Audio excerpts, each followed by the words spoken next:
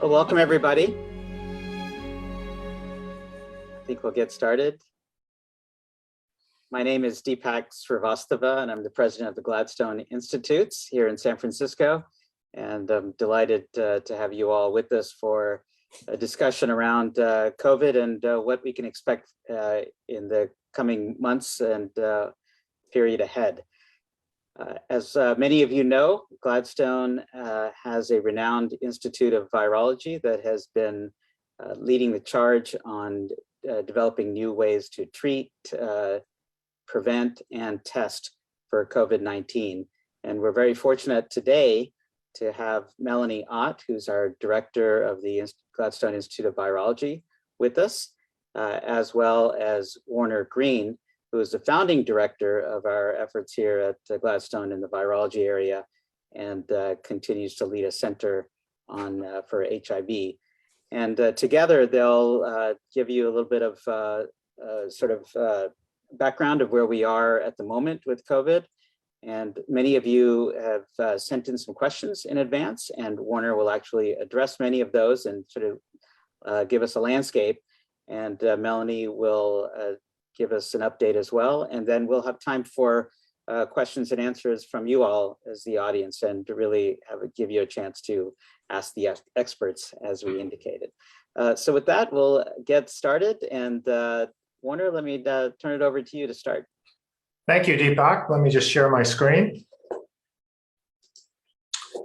Okay, so the last day of January, this update by Deepak, Melanie, and myself. Let's begin with the global situation. So the virus is continuing to spread. Primarily, it started in Eastern Europe, and Western Europe is now spreading further east. Note that the United Kingdom is dropping in terms of its incidence rate. It was 143 per 100,000, now down to 133. But in contrast, look at Denmark. Now it's 790 per 100,000. Norway is up, France is up, Austria is up. Israel is now the highest infected country in the world at 862 cases per 100,000. The United States is at 161 per 100,000. Last week we were at, or about 2 weeks ago, we were at 230, so coming down. Currently, there are probably now at least 1 in 4 people in the United States have been infected with this virus, and 1 in 376 have died, or about 0.2%, 0.26% of our population. So Omicron is spreading east in Europe, as I mentioned. It's estimated by WHO to infect half of the entire European population within the next 6 to 8 weeks, and as we noted, it's moving into the Middle East and Latin America. Israel is now the hardest hit country in the world, followed closely by Denmark. And we'll note that in Denmark, there is the emergence of stealth Omicron as the primary virus there now. Italy is requiring workers older than 50 to show proof of vaccination or recent infection or risk losing their job. China is still pursuing its zero COVID strategy. Over 20 million people are in lockdown.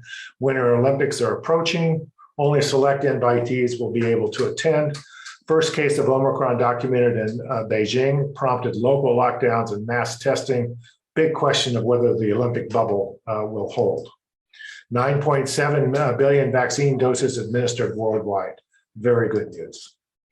Here's the United States in terms of the incidence of COVID in the beginning of December 2021. Contrast that with where we stand now, and one can see that the infection has spread throughout the entire country, hit first hardest in the Northeast, in New York, New Jersey, and further Northeast. There, the pandemic or the Omicron surge has really come down.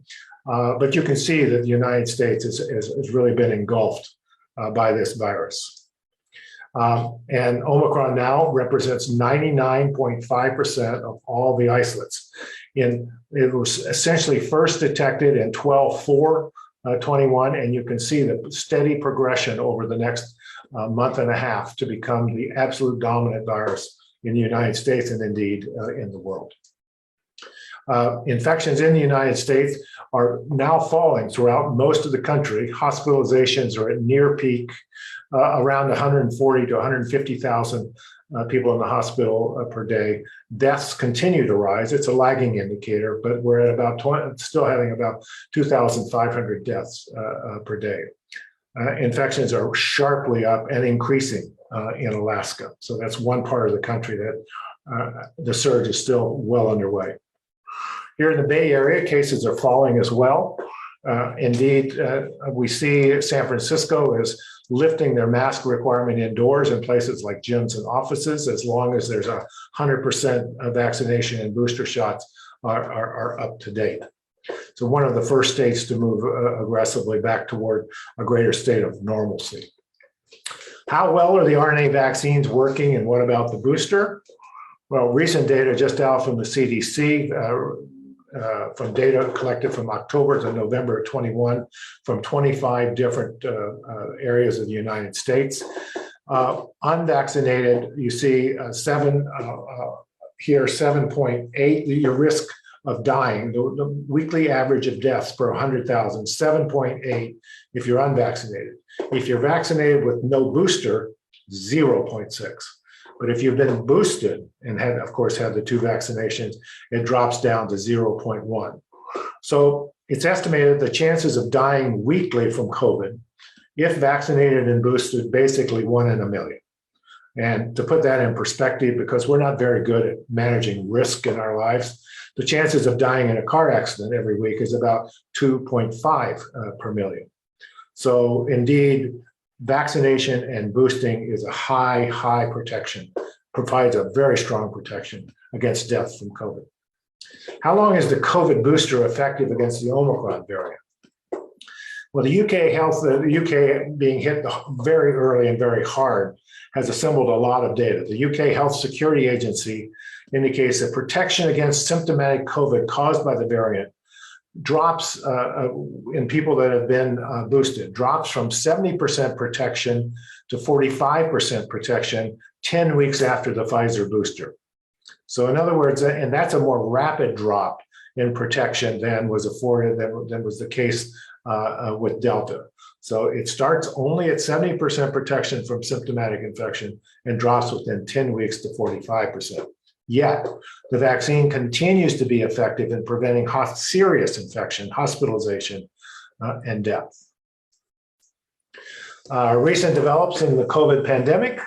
CDC changes isolation and quarantine guidelines with lots of controversy around that. 27 generic drug makers have come together to manufacture molnupiravir with no proceeds to Merck or other pharmaceuticals. I think they're making the wrong drug. They should be should be focused on Paxlovid. Government to distribute 400 million N95 masks. The Supreme Court struck down the vaccine mandate for businesses. Private insurers to reimburse for 8 COVID tests per month per beneficiary. Households can now also order tests from the federal government at no cost. And the Supreme Court, thankfully, maintains mandate for masking on airlines. So lots of things trying to control the hyperinfectivity of the Omicron virus, yet we remain unwilling to take the steps necessary to ensure vaccination is more widespread within the United States. And in that regard, what about vaccine mandates? If one looks at the vaccine mandates implemented in Canada and Europe, they actually appear to be working. So shown here in red is the bar, and the bar in red is that fraction, a percent of the population that is unwilling to even consider being vaccinated. The bar in orange is uncertain, and the gray bar is those who might or are willing to consider being vaccinated. And you see that this red bar is very high in the United States. But in places where vaccine mandates have occurred, for example, Canada, France, and Spain, you see, in fact, that this red bar is quite much smaller. 63 million eligible Americans remain unvaccinated. And as The Economist said, the converse of striking success is squandered opportunity. So what about Omicron and the new isolation recommendations, which I hinted were controversial? It's important to note that the incubation period for the coronaviruses, as we've seen different, the initial Wuhan strain had an incubation period of about 5 days. With Delta, that dropped down to 4 days. And now with Omicron, it drops to even shorter, 3 days between exposure and the development of symptoms. But then once you're symptomatic, how long do you continue to shed? So how long to isolate? So essentially, once you stop shedding, you can probably come out of isolation. So there's several ideas: 5 days, 7 days, 10 days. So here in the United States and the UK, 5 days is now the standard. The UK, however, requires a negative antigen test at 5 days before you can re-enter society. France, Spain, Ireland, and Portugal remain with a 7-day isolation requirement. Italy continued with 10 days of isolation. Well, what's the data that really guides this? Several studies suggest a significant percentage of people continue to shed virus at 5 days. A Japanese study shows the amount of viral RNA shedding is maximum with Omicron at 3 to 6 days after symptom onset.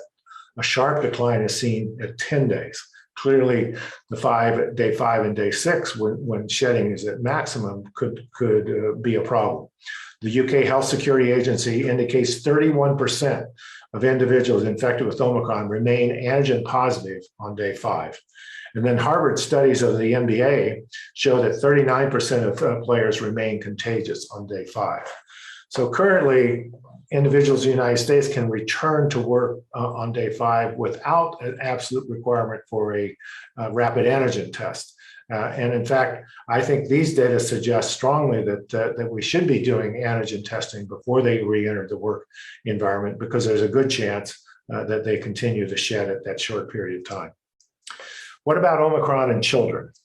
Well, Omicron in children, there's been a sharp increase in hospitalizations in children 0 to 4. You see that on the left, cases in dark blue 0 to 4 and lighter blue 5 to 17.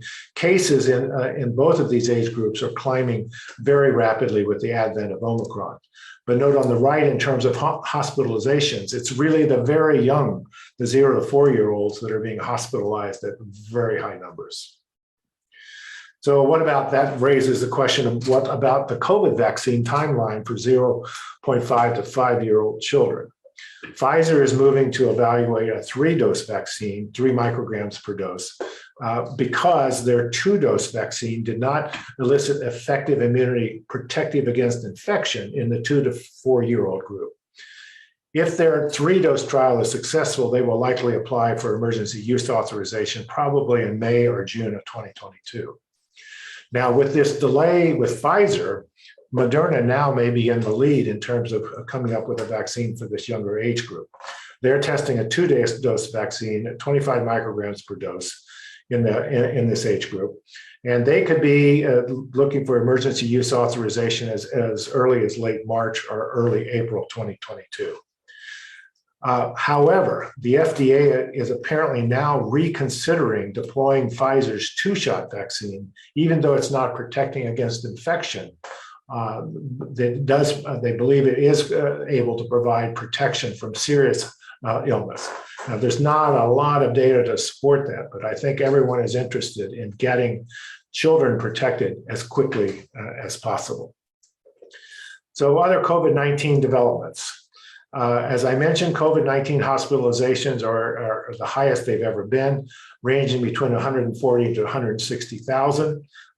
This was all driven by this incredible infectivity of Omicron. We're now seeing the hospitalizations start to fall. The other thing is the hospitalized patients were not as sick. They didn't require as much oxygen. The ICUs were not as full, not as many people required intubation. And then the real problem the hospitals were encountering was the lack of healthcare workers, that their workers were out sick with Omicron, and there was simply insufficient staff. There have been new discussions of requiring proof of vaccination to fly. This is already in place in Canada. Of note, the airlines are opposing this type of ruling. The United Kingdom is now, with sharply dropping infection rates, dropping their face mask mandate, suggesting a return to work, and dropping vaccine passports for entry into public workplaces. If updated, if a new type of booster is required, the United States has pledged to work toward an international solution. So there won't be a European booster, an American booster, an Asian booster. There'll be one international solution to boosting. Paxlovid, the protease inhibitor against SARS-CoV-2, highly effective, 90% can prevent you from being hospitalized if taken within the first 5 days. It's now being distributed by the federal government. It's in terribly short supply. However, certain pharmacies have it, certain medical centers have it. So in fact, if you get sick and have risk factors, it's worth trying to find Paxlovid. Checking with your physician, going and checking at all pharmacies that you can to see if you can get this treatment again within the first 5 days. The other therapeutic possibility is sotrovimab, which is the monoclonal antibody therapy produced by Vir in collaboration now with Gladstone. This is an IV infusion. It is the only monoclonal antibody therapeutic that now is effective. Both Regeneron's and Lilly's prior monoclonal antibodies are not effective against Omicron. What about stealth Omicron, also called BA.2? It's increasing spread worldwide, now being detected in 54 countries, including 24 states in the United States. The BA.1 variant, however, still accounts for 98% of Omicron infections. Denmark has been especially hard hit with stealth. Now nearly 50% of the cases there are the BA.2. It probably, according to Denmark's Serum Institute, that it is probably 1.5 times more infectious than BA.1. It contains many of the same mutations as BA.1, but additional mutations that spike primarily in the N-terminal domain, and that it's probably somehow conferring increased infectivity through these spike mutations, as well as mutations potentially in other SARS-CoV-2 genes. According to the Serum Institute, so far in preliminary data, there's no evidence for increased hospitalization with BA.2 compared to BA.1. It has these additional mutations, but it looks like the vaccines continue to be protective against symptomatic disease. The stealth name comes from not because it spreads with our inability to see it, but rather because it lacks the spike deletion that caused the loss of the PCR signal with BA.1, which was a diagnostic hallmark of Omicron BA.1. So now BA.2 doesn't have that diagnostic hallmark, and so it has been labeled stealth Omicron. So let me just conclude by peering into my somewhat cloudy crystal ball. What do I see for the future of this pandemic? Where are we? What's likely to happen? And this is just my personal opinion. So I think Omicron will actually help us get beyond the pandemic, because most cases are asymptomatic or mildly symptomatic, and more than half of the world will likely be infected with this virus. So there's going to be a lot of immunity present. Stealth Omicron might increase the tail of these infections, but is unlikely to alter our trajectory out of the pandemic toward endemic infection. Intermittent outbreaks will occur within unvaccinated and uninfected individuals, and these will require interventions by local health authorities. Society will reopen largely without masks or special precautions, especially for vaccinated and boosted individuals. The only thing that could upset this apple cart and our return to a relatively normal type of life is the emergence of a virulent variant of high consequence that eludes the protection afforded by our vaccines. Knock on wood, we've never seen such a variant, but of course this virus continues to evolve, and we do not know in which direction the next variant will come at us from. So with that, I will conclude and turn over to Melanie.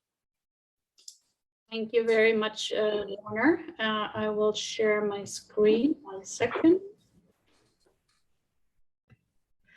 Okay, I will, hello everybody. I want to just continue where Warner picked up and just tell you a little, we'll just tell you how we here at Gladstone are contributing to solving the COVID pandemic. Deepak mentioned at the beginning that I recently took over the baton as director of the Gladstone Institute of Virology from Warner. And I took over an institute that has more than 30 plus years experience in pandemic research, specifically with the HIV pandemic, but also others like Zika and dengue. So when SARS-CoV-2 hit now over 2 years ago, I think it was clear that we are well prepared to contribute. One thing that we needed to do is to build a specific laboratory here, a BSL-3 high security laboratory, in order to be able to work with respiratory viruses like SARS-CoV-2. We have facilities here and experience in bloodborne pathogens like HIV, but expanded rapidly in order to be able to culture the virus. Another huge advantage is our diversity here in the faculty here at Gladstone, and our expertise in many different disease areas, including neurology and cardiovascular disease. So we were able to, with the newly built BSL-3 laboratory, culture infectious virus and study it in different organ systems that we culture, like organoids in a dish, in the lung, in the gut, but also in the heart. And you could see that especially in the heart, the virus is incredibly toxic to cells. And we're really building on the large expertise that we have in stem cell biology here at Gladstone with Shinya Yamanaka on the faculty, where we can grow these cells or these mini organs in a dish easily from induced pluripotent stem cells or also from adult stem cells. Gladstone investigator Nevin Krogan was very rapidly putting his expertise in proteomics and interactome studies to work, and published in April 2020 the first interactome of the SARS-CoV-2 virus. And this is a map of all the human proteins that come in contact with the virus when the virus enters the body. This is incredibly helpful because a virus cannot grow in a vacuum. It needs the help from the human cells in order to survive. And so all of these lines that you see here are potentially lifelines that we as humans throw the SARS-CoV-2 in order to survive and replicate in the body. So from this map, there were already almost 70 druggable host targets derived that are currently still under investigation in order to target those lifelines in order to interfere as an antiviral with SARS-CoV-2. We here at Gladstone, we take a decidedly a broad approach against viruses, not just one virus at a time. I think we're really looking at the different groups of viruses, coronaviruses or respiratory viruses. So we also performed a screen where we were looking at SARS-CoV-2, but also the common cold coronaviruses, knocked down all of the host proteins that we have in our body in order to decide one by one whether any of these are relevant for SARS-CoV-2 infection. This was done in close collaboration with the Jan Zuckerberg Biohub, Andreas Puschnik there. And we found that there is actually very clear overlaps between the three viruses in terms of the need that they have in supply from host factors, so that pan-coronaviral therapeutics are indeed possible. Gladstone investigator Nadia Rowan is an expert in immunity and T-cell immunity specifically. Everybody talks about the neutralizing activity of antibodies, but we also know that the T-cell response that are elicited by vaccines or by previous infection are very important, and are those that are keeping us out of the hospital and preventing death eventually. So very early on, she has been pivoting her expertise to studying the T-cell response against SARS-CoV-2, and we're now currently planning or are conducting a lot of studies with the new Omicron virus or variant in order to find out what immunity that infection is eliciting, and how we can move forward looking towards the next variant. Gladstone investigator Leah Weinberger is thinking a lot how to be creative and build new ways to vaccinate or to prevent and treat viral infections, especially now, of course, SARS-CoV-2 and its variants. He's building mini viruses called TIPs that are competing with the infection with the full-length virus in order to deprive that virus from all the lifelines that it takes from the host cell, and therefore very effectively suppressing the activity of the real virus, which is inducing diseases. But the good thing about these TIPs is that they actually are spreading in the population and can also really in a short time confer immunity without causing any diseases.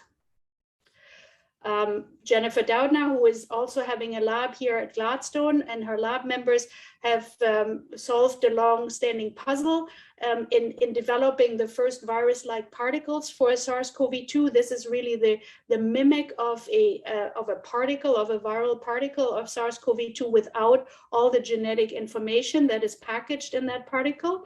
And this has allowed us now to not only look at the spike protein as the entry vehicle and an immunogen against vaccination, but really also study the contribution of the other proteins that make a virion or a viral particle, the envelope protein, the membrane protein, and especially the nucleocapsid protein, which plays a huge role in packaging the genomic information into the particle and conferring infectivity for the next round of infection. And what her group found is that indeed the focus on spike is too narrow, and that other proteins like mutations in the nucleocapsid protein for Delta and Omicron are really critical in explaining why these variants can be spreading more rapidly and more avidly in the population. Jennifer has also been very important in our longstanding efforts here in the Institute for Testing. I think everybody knows that more than ever, we need frequent, fast, and importantly, accurate testing for SARS-CoV-2 or future variants. And together with Dan Fletcher, also a colleague at Berkeley, but also a visiting investigator at Gladstone, we have developed here a rapid test that is using CRISPR technology, not PCR and not an antigen test, but CRISPR technology. And here the goal is to achieve the accuracy of a PCR test with the speed and operational simplicity of an antigen test. And we're using a mobile phone here, the mobile phone camera as a diagnostic tool that can read directly the result of the test. And we have developed with multiple partners now first prototypes where we can bring hopefully this technology home for everybody to use. And I think most importantly here, we achieve accuracy and sensitivity with that assay that is in the PCR range, but we can measure this between 5 and 15 minutes with a very easy reaction. We're very proud that we have been selected to be one of the 7 technologies to watch in 2022 by Nature. And we have a large connection here in the Institute with the community. For example, we're supporting a California farm worker community outreach project in Monterey and Salinas that is led by our colleague Brenda Eskenazi at Berkeley, where we supporting the testing efforts there and also collecting samples for our testing. We're well connected with the colleagues and supporters here in the Bay Area, grateful for their support. But we are specifically grateful to our 150 trainees that we have here at Gladstone. We are about 350 scientists altogether, different disease areas, but it's really our international trainees that have kept our laboratories open and have been humming 24/7 during the last 2 years of this pandemic. So with this, I thank you for your attention. I know Warner and we are happy to take any further questions. Great. Thank you so much, Melanie and Warner, for the updates. We have a number of great questions coming in through the Q&A link, so feel free to, for those of you who haven't put in additional questions there, but I think I'll get started with a few. And one that I hear about a lot and is a bit controversial is, what about natural immunity from COVID-19? And both compared to vaccine-induced immunity and maybe even in combination of the two, which is not uncommon. So it is controversial. I mean, there are studies that came out of Europe suggesting that the vaccine was a more effective form and longer lasting form of immunity. But then there have been studies by the CDC recently published suggesting that natural immunity is superior to vaccine-induced immunity. There is no argument, however, around the fact that if you are infected and vaccinated, that you have hybrid immunity, which conveys superpowers and immunological powers to you. So there still is a lot of debate about which is better, to be naturally infected or to be vaccinated. Well, I know I prefer to be vaccinated and not naturally infected because of the consequences of natural infection. Maybe I can just add, I consider a natural infection often like one shot of a vaccine, and it's probably not sufficient to have long-lasting and broad immunity. Also, we have learned that Delta is potentially an immunogen that is broader in its reach in inducing immune responses, and I think that has confounded a little bit our studies in the last few years about what about previous infections. I think it's important with what variant you have been infected previously, and potentially also the severity of the infection that counts in order to look at the immunity that is coming. Now, the big question that I see from Bob Wachter in the question, the Q&A, and that Warner has raised is the question: is Omicron going to make now this huge push in immunity around the globe? And I think the answer is we don't know yet. I think our initial studies in mice have shown that and also initial studies from serum from Omicron convalescent people have shown that the immune response again after Omicron infection might be very narrow and might be very much directed towards Omicron-like variants. The question is whether it will be broad enough in order to really prevent something that looks different than Omicron in the future. However, we know that the Omicron breakthrough in vaccinated people is inducing an incredibly broad and robust immune response that will be very effective in covering a lot of variants that are coming up in the future, the durability of which is still a question to be determined, unfortunately. And Melanie, along those lines, when people get an antibody response, as you mentioned, do we have a good sense yet of what level of antibodies actually is protective or not? And is there a threshold? I think that's a very good question, and I think it's a question that unfortunately currently lacks the right technology or the uniform technology across different laboratories. I think there is just sort of the levels of anti-SARS-CoV-2, usually N immunoglobulins that can be measured and that are routinely measured. I think what is much more important in the future to measure is really the direct neutralizing activity of the serum against certain variants, and that tells us, for example, that people with the third booster or even with 2 shots have very good neutralization activity against the original virus, and they have very good activity against Delta, but then against Omicron, it's completely lacking. And then when you get a booster, that activity gets boosted up.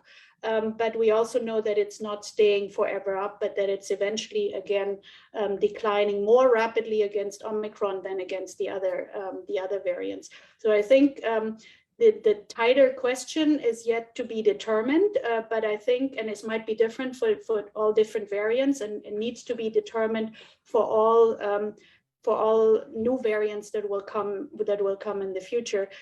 But I think the key issue is that we don't have uniform access to these tests currently that should be much more refined, and then we would get a much better answer.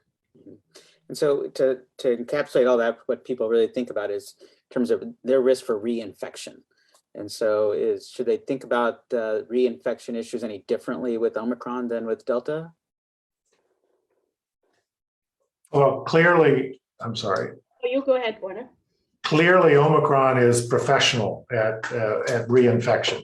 It was first noted in South Africa that it was, where they had Delta, although Delta was in decline, there were a high number of reinfections. So Omicron, because of its immunoevasive properties, is quite good at reinfection. Absolutely. I think the immune evasive role or function of Omicron is potentially its biggest tickets and advantage for its travel around the world. So I think it's probably what makes it so successful in spreading currently, because it is so successful in circumventing existing immunity that we have. We have a couple of questions about masks. Obviously, masks have been controversial in parts of the country. And but from a purely technical standpoint, a few of the questions relate to quality of masks, and in terms of what's wrong with cloth masks, and why is everybody now saying to use higher grade masks would be useful. You want to take that, Melanie? Well, I can just say that obviously Omicron is highly very easily transmitted, and I think has also a potential more effective way in spreading an aerosol. So I think in general we have the droplet transmission, which are larger and are very effectively kept back by masks. So mostly you're basically preventing your environment from becoming infected by yourself. But the aerosol is a different question. And since Omicron is so successful in using aerosol for transmission, I think we need better protection, also especially to protect ourselves. And that's why N95 masks or anything that is higher quality here, much better than definitively cloth masks or surgical masks. And the hyperinfectivity was really what prompted the federal government to release, I think it was 400 million N95 masks to distribute them to Americans for free. We just need a higher level of mass protection to counter the threat of Omicron. Good, thank you. We talked a bit about the antibody levels, and that's one form of our immunity that gives us protection. But some may or may not know we have a second type of immunity related to a different part of our immune system called T cells. And Melanie Warner, one of the questions is how should people think about that component of our immune system playing a role in protecting us? Yeah, as I sort of alluded to a little earlier, it's really the neutralizing activity, the thing that prevents us from getting infected are really the antibodies that are being deployed, that are circulating, and when the virus comes in, neutralize the virus before it can latch onto the cells and establish an infection.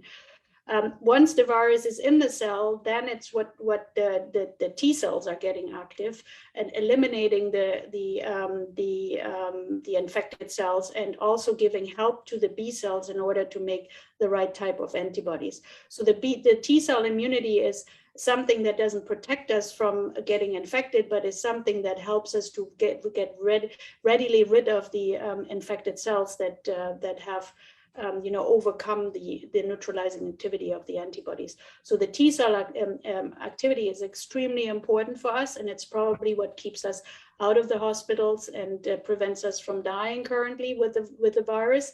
And that is something that is less studied. But as I said, Nadia Rohn here in the Institute is an expert on this, has made many important contributions, and has actually showed very early that these T cell responses are conserved. And even in Omicron, the T cell epitopes, or the areas in the virus that are activating T cells, are not mutated.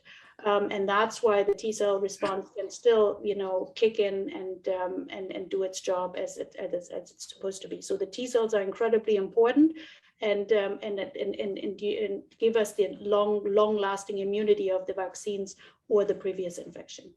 I would just add to that excellent summary that we really have been spoiled by the RNA vaccines, their ability to prevent people from getting infected. That's not the way vaccines normally work.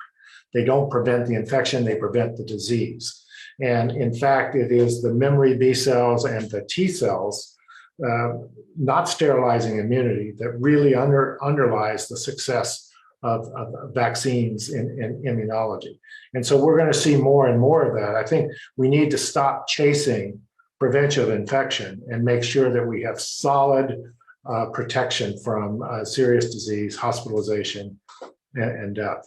That's how vaccines really work.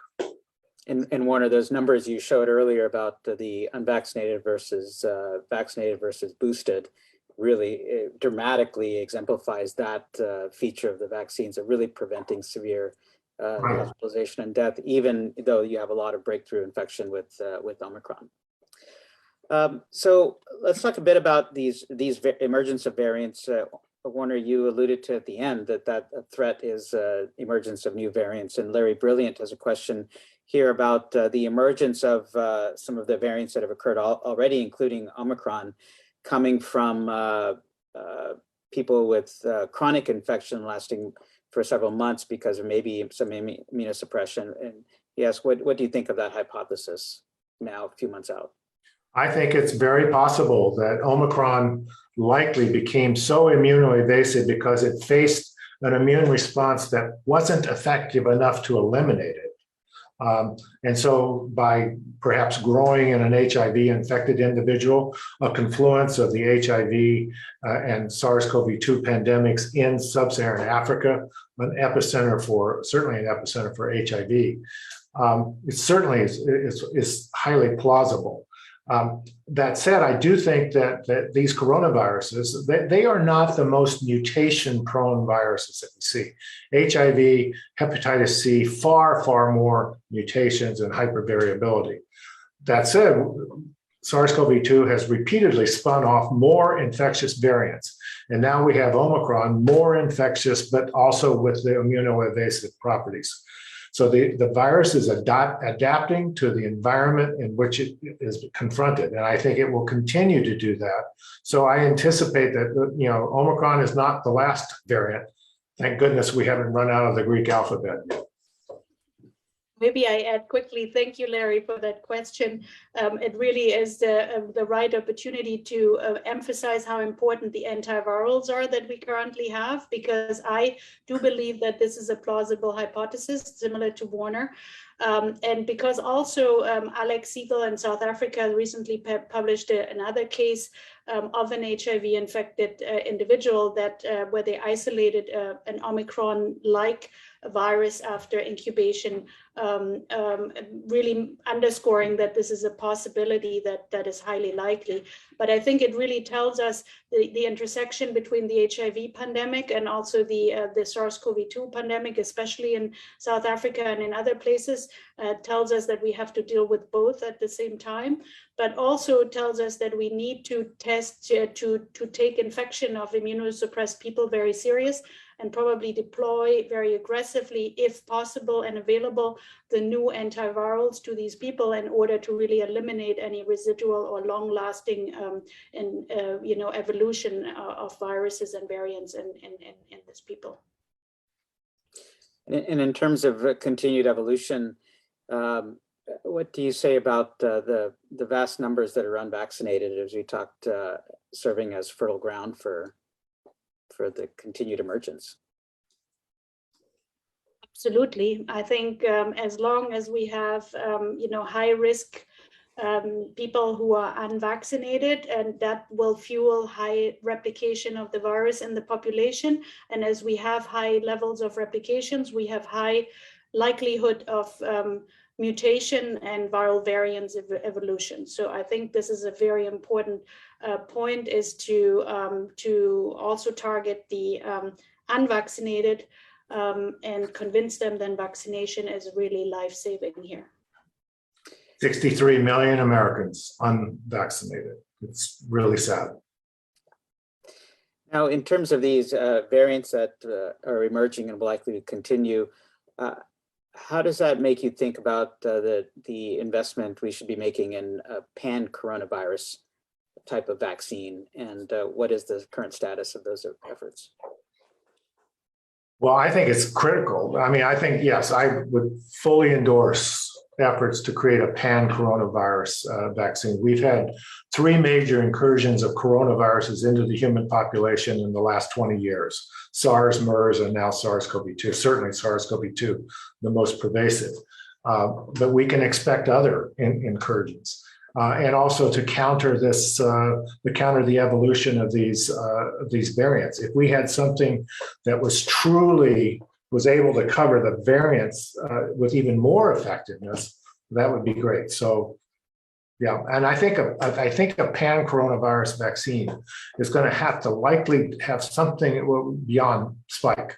I think it's going to need multivalency, targeting multiple proteins.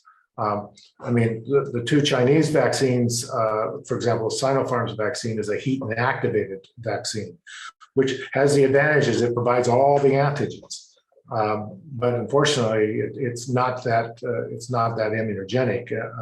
But that type of approach, where one would provide a greater breadth of antigens, makes a lot of sense to create a pan-coronavirus vaccine.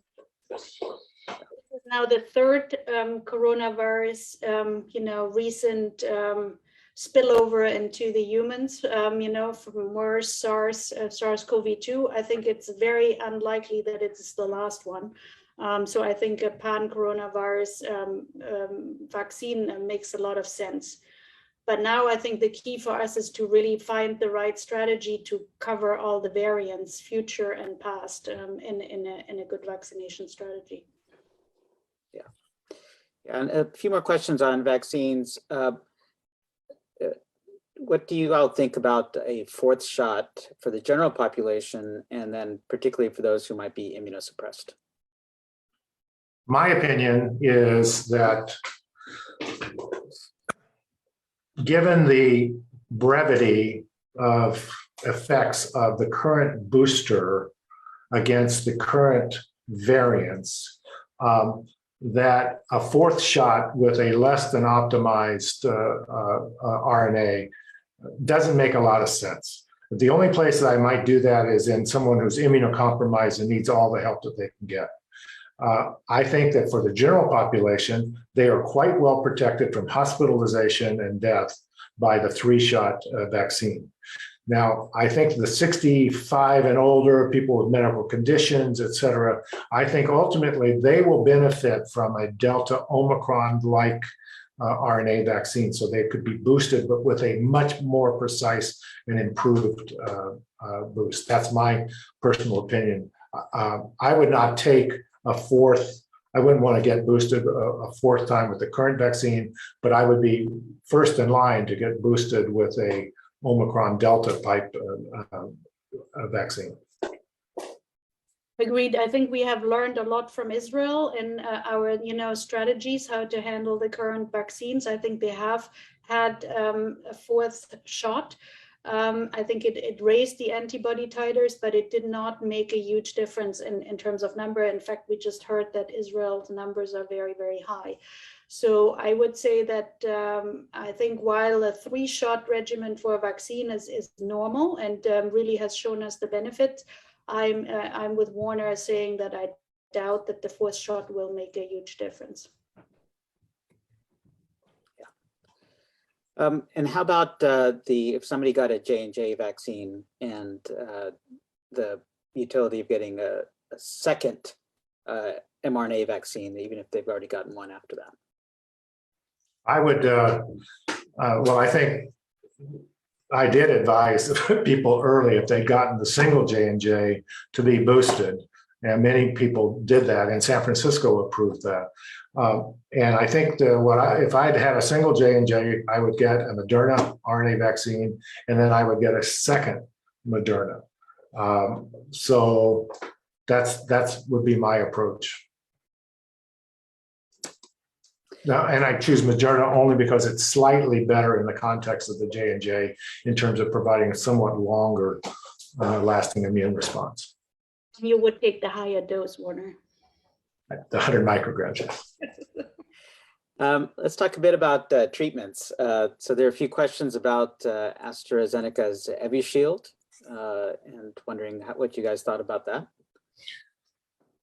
This is the monoclonal antibody therapy. So, I mean, the problem is that these monoclonals can be supplanted, or they can be rendered defunct quite quickly by mutations within the variants. And that certainly has happened with Regeneron and with the Lilly antibodies. It's my understanding that the only effective antibody against Omicron is the sotrovimab from Vir and Glaxo. So I'm not sure about the sensitivity or the effectiveness of the Evusheld. I think the monoclonals and all the other antivirals that we have and will hopefully have in the near future, I think the key is that we're starting to think about combinations. One thing we know very well from viruses, and we experience every day with this virus, is that they're very adaptable, and they're adaptable to the immune response, but they're also adaptable to therapies, the antibodies or the other chemical drug-like therapies. And I think the key here is that we have to start combining them in order to avoid rapid evolution of resistance. And I think that's that in my mind is really going to be the key to success for the monoclonals and for the antivirals. So regarding the antivirals, Warner, you mentioned that there's scaling up of the Merck drug, but the data for the Pfizer drug Paxlovid is really striking. There's a lot of excitement about it. 90% reduction in hospitalization with early treatment. What about, when do you think that supply will be increased, since that seems to be such a game changer? Well, I hope that, I mean, certainly by the end of 2022, it will be plenty of Paxlovid for everybody, according to Pfizer. Right now, there's just, it's limited doses, it's catch as catch can, but some people are successful in finding it. I think you probably have a better chance of finding sotrovimab right now than you would Paxlovid, the monoclonal antibody therapy. But I think that will rapidly change as they gear up production. Pfizer's got a lot of production issues in terms of, I mean, they've got a lot of production challenges in terms of their vaccines and now their antiviral. Yeah. And hopefully, I think as we should talk in a moment, thinking about the future, these things, once they're all scaled, will make a big difference for where we're headed in this pandemic and trying to convert it to an endemic. Let me ask one more question that there are a few about, and that's related to long COVID. And everybody's thought, there's a high incidence in the original and the Delta version. What do we know about Omicron and long COVID, or is it too early? I would say it's too early for Omicron and long COVID. I think we know, certainly we have good data now on the original virus, which was also a highly inflammatory virus. And we know that there's a high rate of people who reported symptoms past the the original symptoms, the post-acute in the post-acute phase. And that's a big focus currently of NIH and from of us here at the Institute. I think there's different questions whether they're viral reservoirs that are also then important to get rid of, because we would not want to have them lowly replicating new variants and evolving new variants. But also, I think the question of how we can best treat these people in terms of antivirals or vaccination, I think is a very important one for immediate outcome.